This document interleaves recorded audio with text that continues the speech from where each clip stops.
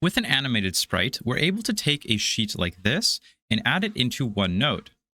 So to start, you need to make sure you have an animated sprite added to your scene. We'll go over to the sprite frames empty over here on the right-hand side, click sprite frames. We'll click inside of the sprite frames, and now we have the sprite frames open on the bottom tab. From here, we already have a default animation. We can just go ahead and call this idle. To add animations or add frames to our sprite sheet, we can go ahead and click frames, find the animation that we want to add. So in this case, we'll add the player. And now we can see that it's split up into boxes. Over here on the right-hand side, you want to just increase this until the number here of the horizontal and vertical match the number of frames per.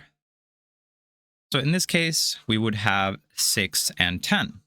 And now when we want to add our frames, you can go ahead and select the first one and then the last one and hold shift while you do that, and you'll select all 5 or 6.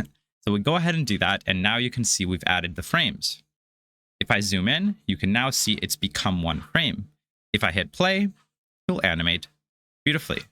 Now you'll notice he does play a little slow, so we can go ahead and increase the FPS to a number that looks more natural. And this way we have a bit more control over the FPS. Animated Sprite node has a couple built-in properties and methods that are pretty useful to actually use. Also signals, such as get playing speed, is playing, pause, play, play backwards, set frame in progress, and stop. Get playing speed just gets the FPS. Is playing is returning true or false, telling us if this is playing or not.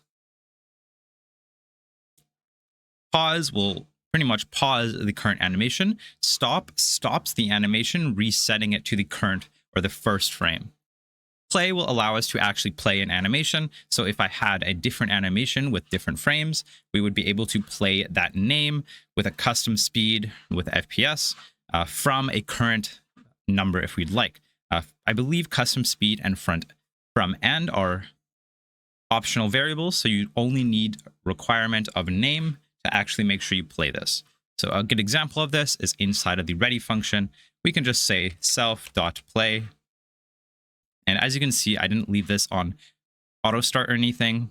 And when I hit play, the animation will start playing idle. We can also connect a signal animation looped, just an example, and print looped every time we loop an animation. And now every time he plays the animation, you'll see that it prints looped.